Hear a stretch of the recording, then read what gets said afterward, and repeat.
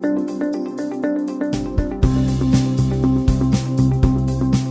use of data is important, but data itself is not the shiny object. It's an enabler to have a better, more efficient conversation that's better for advertisers and that's better for consumers. Once that's the standard, we're now at a point where literally every video impression is addressable. Hey, it's E.B. Moss, and this is a three-way conversation today for episode 40. I can't believe it. 40. Yay. Insider InSites from Media Village. I head up content strategy. I don't head up research, so I brought along the experts who do. Today, I brought Jeff Minsky with me. Hey, Jeff. Hey, A.B. You are the lead analyst and editor of the Myers Report. Describe the Myers Report. The Myers Report is the gold standard in research about advertising and marketing and media and the attitudes of agencies towards the media community and the media community towards agencies. It's all that and a bag of chips. And before you joined the Myers Report, which is part of MyersBizNet, which also has Media Village, etc., you were at Omnicom Media Group. And there, I think you were the head of emerging media investments. Is that right? That is correct. It included advanced television. It included digital signage, gaming, mobile investment as well. But a lot of time was spent in the advanced TV area. So that's why you are our wonk for the Myers Report. And we brought, I hope that's an okay word to use for you, Jonathan Steuer. I love the word wonk. Okay, good. Good. Because you are one of the preeminent ones in the industry. Jonathan actually is at Omnicom Media Group, and you manage media, consumer research capabilities, the primary research, investment research, syndicated tools. I'm just going to let you explain it because it's pretty impressive. It's kind of a laundry list. I came in as the research guy, coming from having been the research guy at a couple of advanced TV product companies at TiVo, and then before that in what evolved into AT&T AdWorks, and had applied my research skills to looking at very granular TV data that mostly has been and now is being used even more to do more advanced targeting and much more granular measurement of not only how people are watching TV and how that fits into the rest of the media ecosystem. And so starting out as the research guy, sort of rebuilt that practice following Jeff's departure inside OMG, and now have a whole separate team that's focused on deploying advanced TV tools through our Omni platform out to the rest of Omnicom. I love it. So if you need us to repeat that, listening audience, we're going to dive into what a lot of that means, projections for the future, with the Chief Research Officer for Omnicom Media Group and the lead analyst and editor of the Myers Report. So let's get some insights.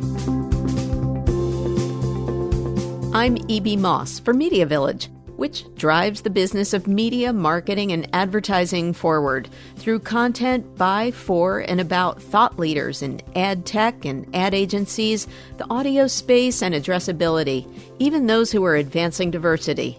So let's get some insights.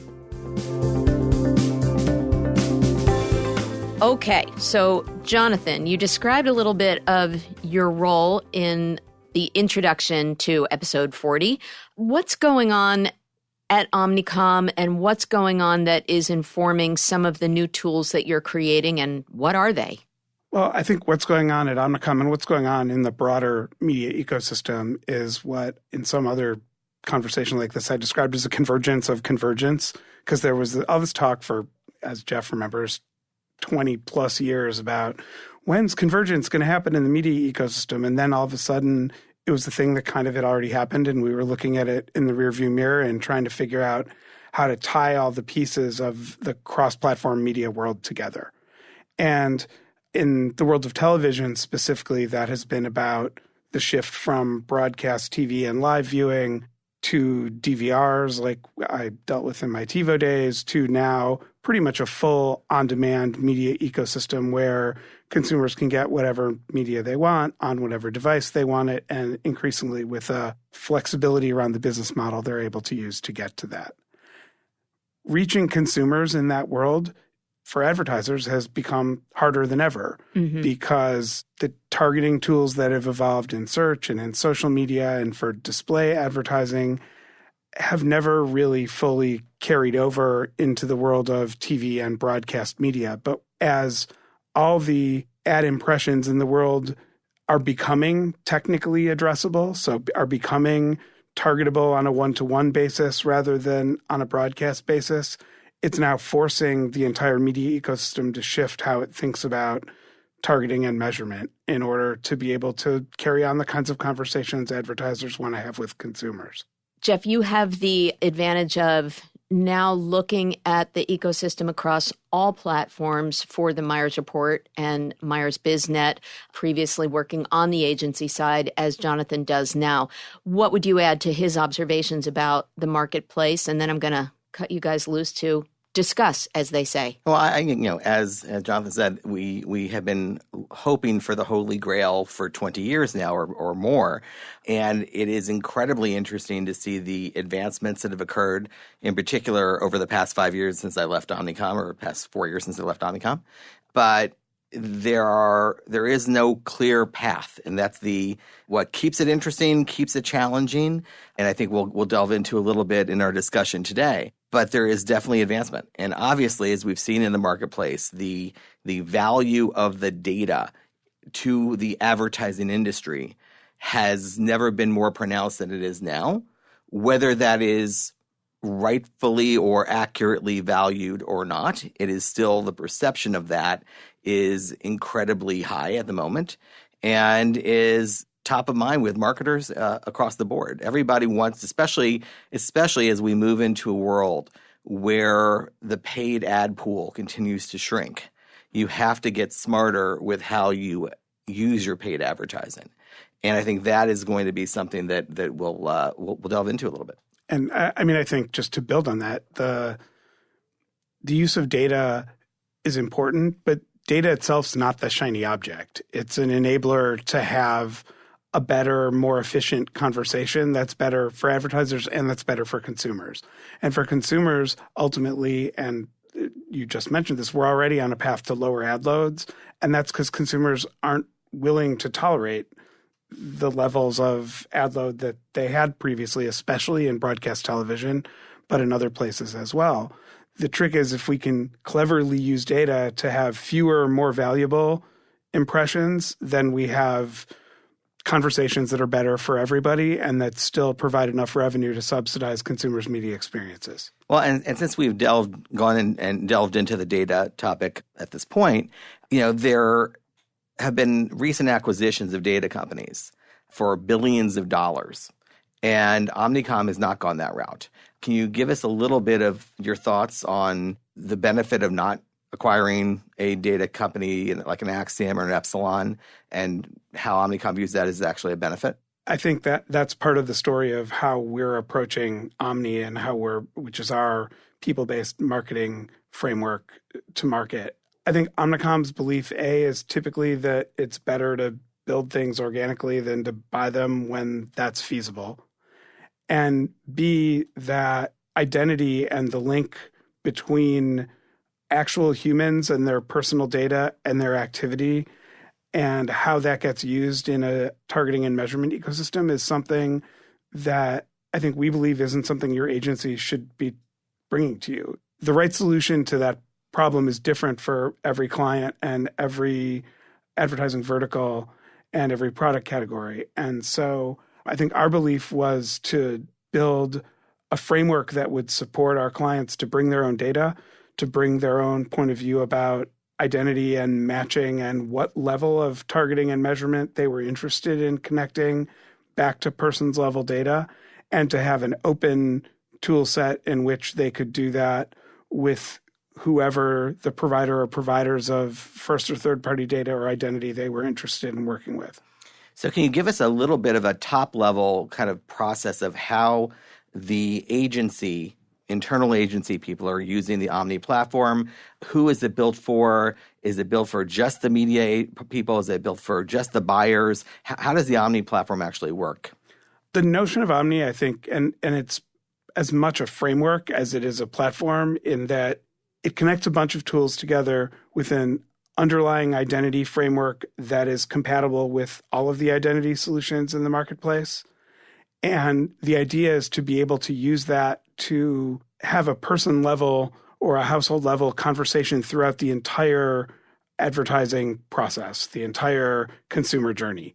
And that begins with tools that let us see signals about what consumers are doing in the marketplace, whether that's web behavior or location data or first-party data that's coming directly from our advertisers, using that to define both the creative focus that they should have. There are some content inspiration tools in there that tell us, if you're interested in talking to people like this, here are the kinds of content that resonate with them. Using that in our creative agencies and throughout Omnicom Group, not just Omnicom Media Group, to inform the creative process, and then to use that holistically through the targeting and measurement of media as it goes out into the media ecosystem. And how I'm not sure how much of an insight you have into the creative agencies, but have they embraced this? Is this something that they feel is a big benefit? I think it's early days, but what we've found is so many of our big client relationships now involve explicit collaborations between an OMC creative agency and a media agency that's where we're getting sort of the initial pull. So, groups like Nissan and McDonald's and now the U.S. Army, all of whom have sort of a bespoke constellation of, a combination of one of the creative agencies and the media agencies, see the benefit immediately. And, we're evolving the tools on the creative side. But I think everybody gets that having a common framework to connect all of our creative and planning and buying and measurement and reporting and optimization tools together is better than trying to go out and smash together 27 different vendor solutions without that connective framework, but also taking into account that there has to be flexibility because the right tool for one industry might not be the same as for another, and the right data set for one industry might not be the same as for another. So the focus has been on open and connected rather than, a unified platform that we think is a single solution that will be right for everybody. And it sounds like this is a good platform to break down what is always generally perceived within large holding companies or large agencies as a siloed world. It sort of brings everybody together on the same communication chain. That's exactly right. It's a mechanism to provide a common footing that everyone throughout the creative and media delivery and optimization process can take advantage of. So getting back to the data part of it for a second, because you've mentioned that it's a people-based data. Can you explain to myself and our listeners what do you mean by people-based data?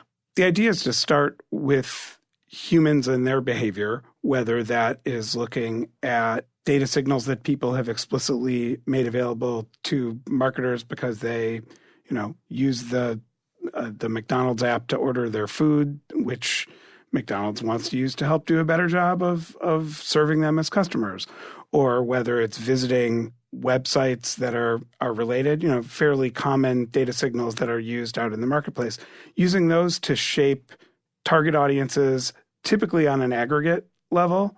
So to get an understanding of how do those customers behave, what motivates them, what drives them, try to develop a sense of empathy with them and to understand what they care about and where they want to go.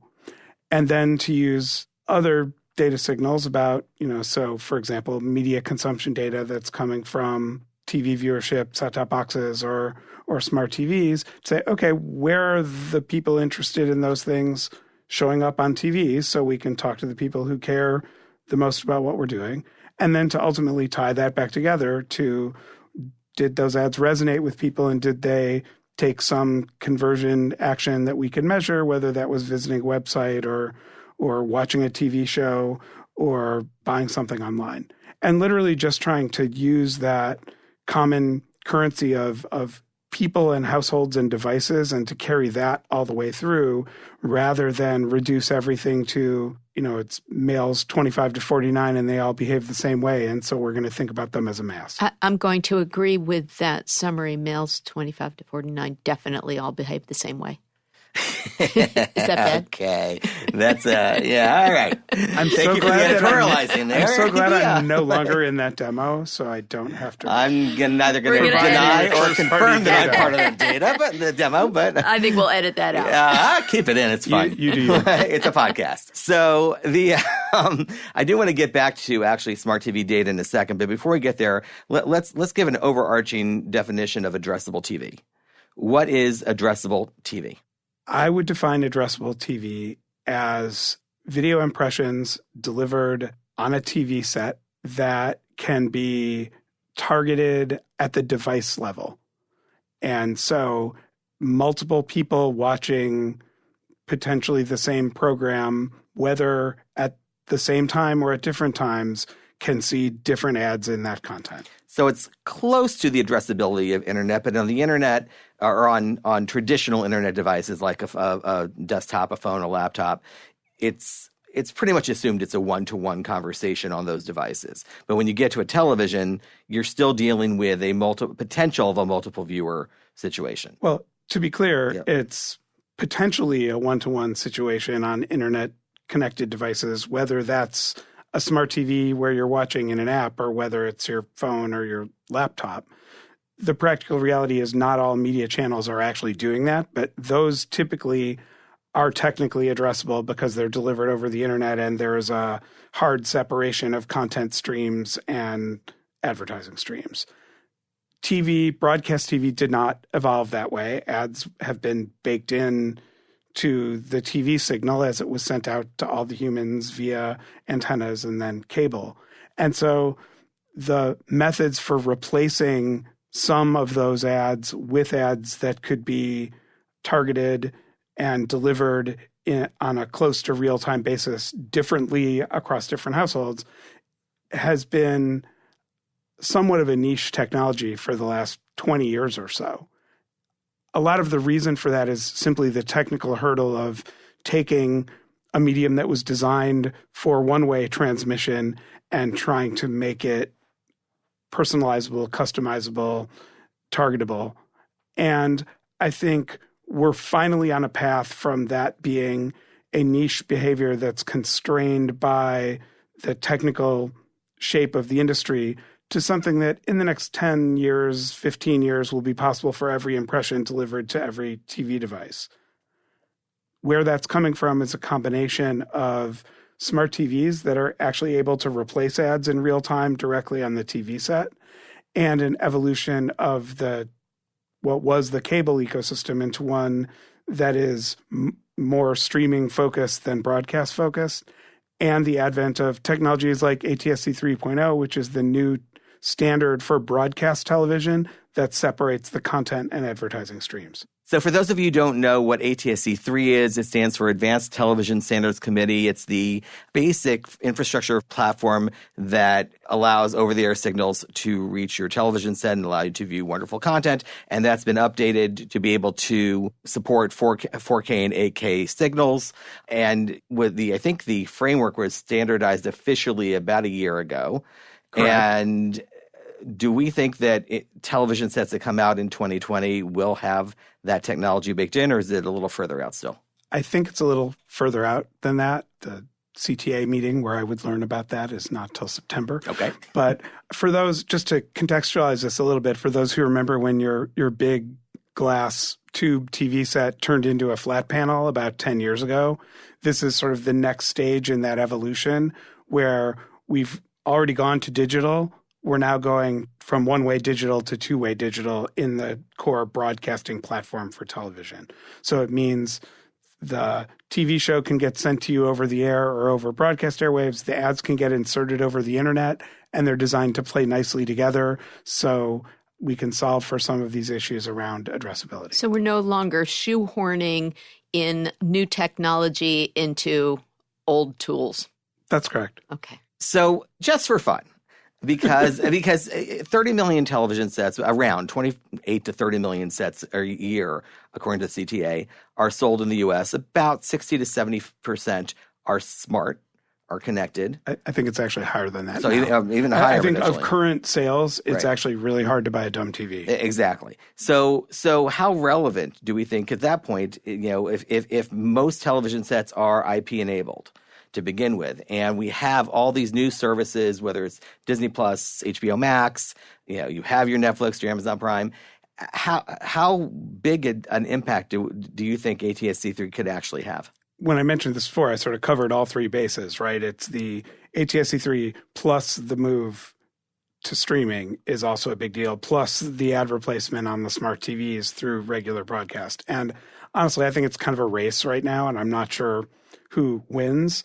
The thing that's interesting about ATSC3, as opposed to the other two, both of which already have momentum, is that it solves for all the other TVs as well. So once that's the standard, we're now at a point where literally every video impression is addressable.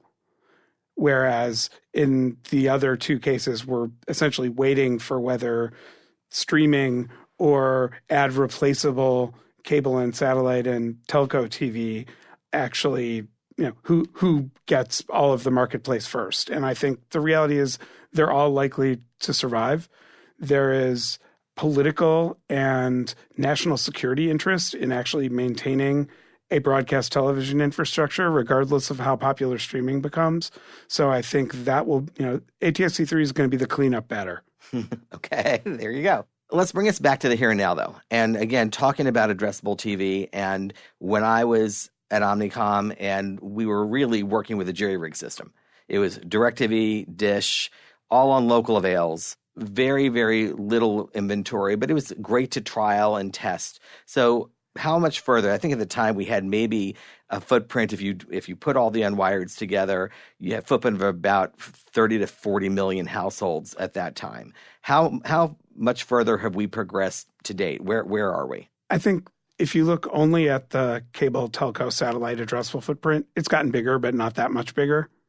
What's changed is that the availability is much more consistent. So back in the day, it was some cable boxes could do it and some couldn't. And, only the DVRs on the satellites could do it, but not everybody had those. I think a lot of that has sort of percolated through the system. But the trafficking, the deals and the trafficking and the measurement are all still incredibly annoying. Well, that answered my next question.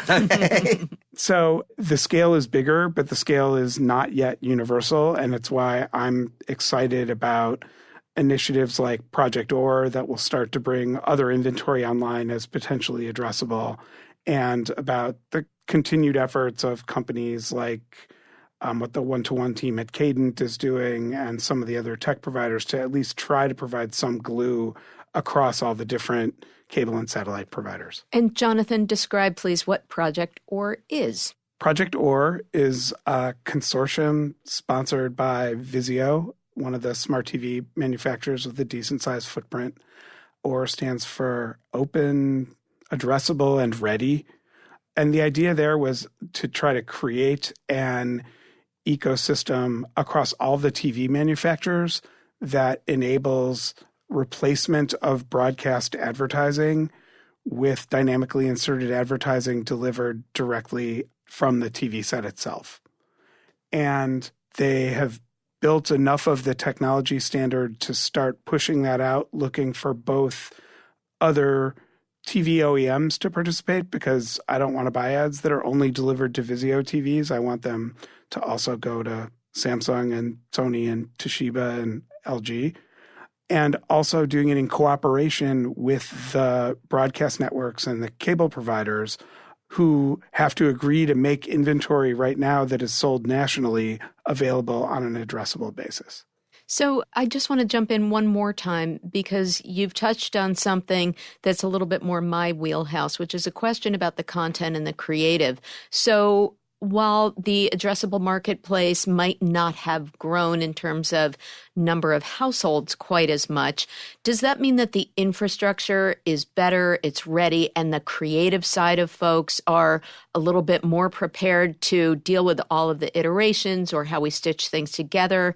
What kind of evolutions have you seen in preparation for this brave new world? It's a great question, and honestly an area that's slightly outside my expertise. I think it's a chicken and egg problem where a lot of the problems about things like dynamic creative that were originally addressed by companies like Visible World back in the day, who also were the deliverers of addressable advertising, the scale hasn't changed enough and the distribution tools haven't changed enough to make it straightforward to standardize the distribution of dynamic creative across the TV ecosystem.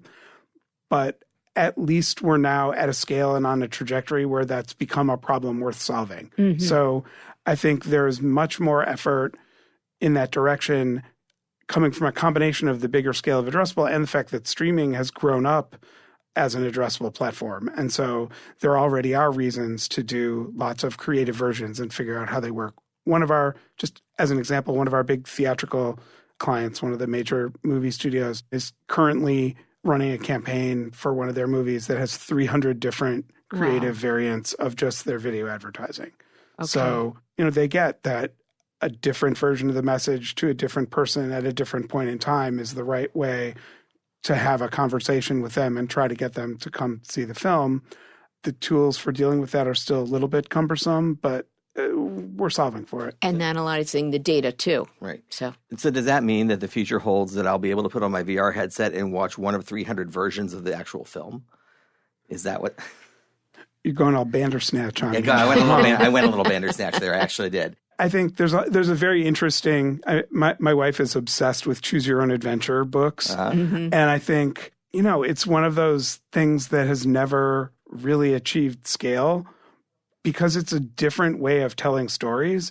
But God, I hope one of my entertainment options is going to be to do that. And I also hope there will be an opportunity for beautifully crafted singular experiences that I'm led through the story arc. Yeah. So at this point with your clients, is Addressable still a test and learn, or is it nope? This is part of our media strategy. I know it differs by clients, but in general terms. Well, it varies massively by clients because it's much more relevant in some product categories than others, right? So historically, for consumer packaged goods, where it's a singular product that's sold to everybody in lots of different retail outlets, it hasn't been an area of major focus. I think we're seeing people now start to reach in there and understanding that buying in bulk but delivering different messages to different households, or doing product split within a big company where a large company like an SC Johnson that has 10 different product lines or more varies the message depending on who it's getting delivered to is a use case that we're starting to see more of.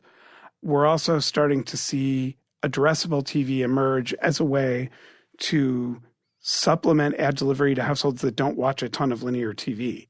The interesting thing that's happened as more granular television data has become available is that brands can start to look at who their linear campaigns are delivering to via regular broadcast TV at a household level, and then use both addressable and digital methods to supplement that reach. So rather than saying we're going to buy 20 more broadcast spots, we can buy addressable spots that might be 5 times more expensive on a CPM basis, but only deliver them to the people who haven't already been overserved, let's say. So it's balancing the reach and frequency. That's right. And I think that's been a big focus of what we're trying to do, actually, to bring it back with Omni, is to look at, valuable impression delivery rather than just bulk, and trying to help our clients avoid overfrequency that we believe, in research my team's done bears this out, contributes to what our CEO, Scott Hagedorn's been calling negative reach. The idea that if you overserve somebody with advertising for a particular product, you're not only wasting your money on that over delivery, but you're actually pissing people off and making them less rather than more likely to engage with your brand. So, Jonathan, we know that one of the barriers for cord cutting is the importance of local stations for news, for sports, to consumers, and that has been one of the barriers. There was a company a while back called Aereo that tried to put out a solution, taking those over-the-air signals on little micro antennas and then allowing consumers to stream, converting that to IP and allowing consumers to stream there. The Supreme Court actually ruled that was unconstitutional based on circumvention, and the company actually went bankrupt and went away. Flash forward to now, a company called Locast, started by an attorney called David Goodfriend. His name is David Goodfriend, has kind of brought that model back, but with a little twist. He thinks that this twist will allow the company to survive, and that twist is it's a not-for-profit. It asks consumers to donate, so it's not a commercial venture. And at the same time, the 5 networks have already filed a lawsuit against Locast. Do you think that Locast is important? Do you think it has a chance? Do you think his argument that, we consumers, the public, gave the public airwaves to the broadcast networks, in return we get to access over-the-air antenna, we get that content for free. Should we put those over-the-air antennas? This is just an easier way in the digital era to be able to access that signal. Do you think that this is important to consumers, and where do you think that Locast plays out? I think consumers care a lot about local TV. I have always been surprised at, especially in the digital broadcast era, how few consumers have taken advantage of the fact that they could buy a $25 antenna and probably get 40 or 50 free TV stations, and they could buy a cheap DVR and have a lot of control over that. And I think what Locast is doing from a technical point of view is making that last mile bit easier.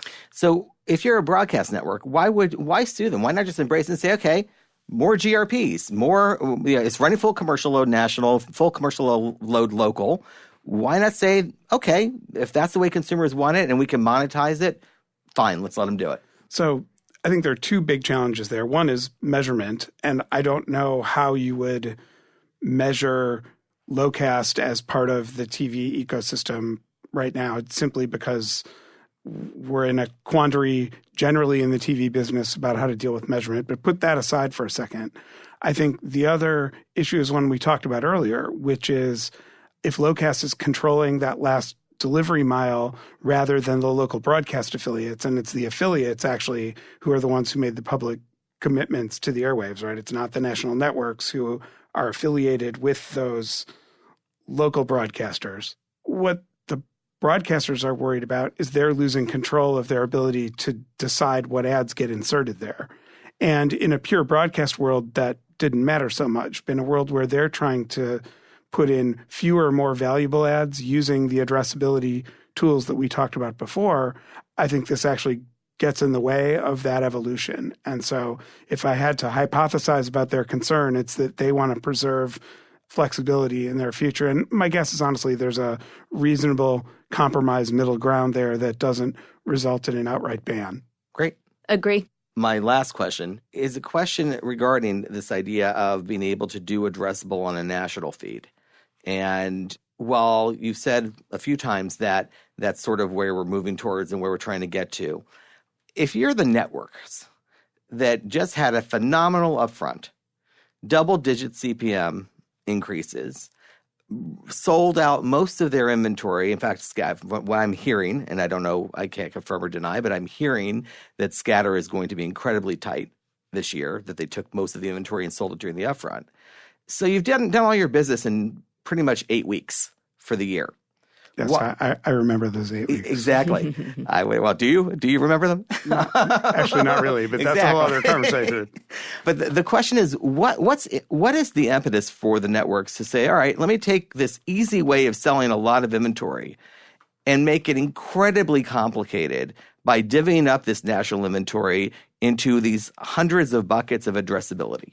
Well, the opportunity for networks in addressability is to increase the value of the impressions that they're delivering by making them more targetable and more measurable. So I don't think of it as an alternative to upfront. I think part of the motivation and why they're interested in having this, consortium conversation is to be able to retain that control, deliver some of that inventory as part of their upfront commitments, and either increase their revenue because people will pay more for those addressable spots, whether it's because of message rotation or selling to multiple advertisers, and because ultimately that gives them the opportunity to sell fewer ads for the same amount of money and therefore retain a better competitive edge with streaming services. So I think if you look at the long game, it makes a lot more sense for them to be looking at national addressable platforms than just thinking about this year. Because the reality, whatever this year looked like, is that the broadcast ad avails, just the amount of opportunity they have to sell is decreasing significantly every year. And so the reason they're raising prices is to keep revenue constant. And so on some level, it's supply and demand, but part of that is because the demand is big and the supply keeps getting smaller. So one thing that I feel like I neglected to do was to give you full props, Jonathan. I didn't really hit some of the high points of your early stage career, and this is going to inform why I want to ask this next question. So just to go back for 1 second, you did things like co-founded the first banner ad supported website from Wired magazine. Yes, 25 years this October. And I'm still a reader, by the way. You joined the launch team at CNET, which was the first integrated web TV programming venture. You worked on web-based online communities, everything. So your early stage career was prescient already. So given that, what do you think is going to come down the pike in the next 12 months that will really wow you?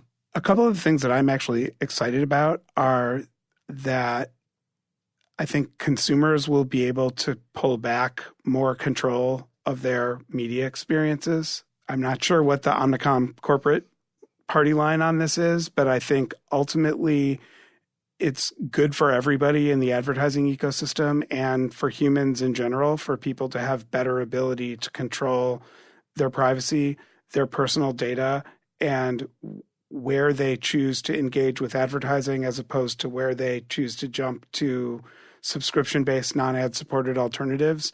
And I think one of the things that we've seen with the evolution of products, just like Hulu with multiple levels of ad, you decide how much you want. Choice. CBS All Access offers that choice right now. I think you're going to see that from HBO Max when it launches.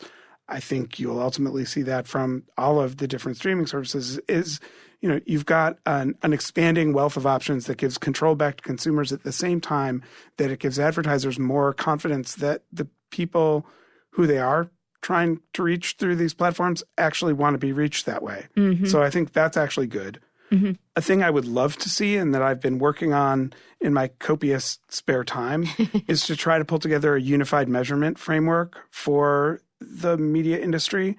And I think that's going to require a bunch of companies to collaborate on, I don't want to say pooling their data because that makes it seem like a giant honeypot, but of working together in a way to let advertisers understand how people are engaging across different platforms and advertising and publishing companies, because the alternative to that is advertisers have to keep guessing about how that's working together, and that will keep resulting in overfrequency of advertising and loss of control. So again, I think the two sort of go hand in hand of if we can get to impression level measurement in a privacy safe environment, we also then unlock the ability for consumers to have much more control of their media experiences and advertisers to do a better job of targeting and measuring and spending their money wisely.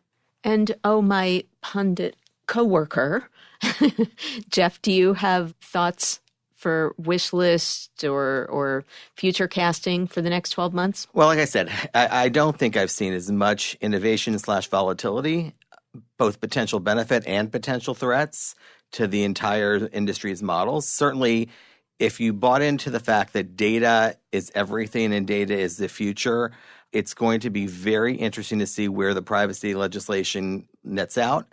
in particular because I personally highly doubt there will be a federal privacy law before the elections. I just don't think that's feasible. There's no way. There's no way. And so that means the California law goes into effect. That means several different potential states have another year to pass privacy legislation.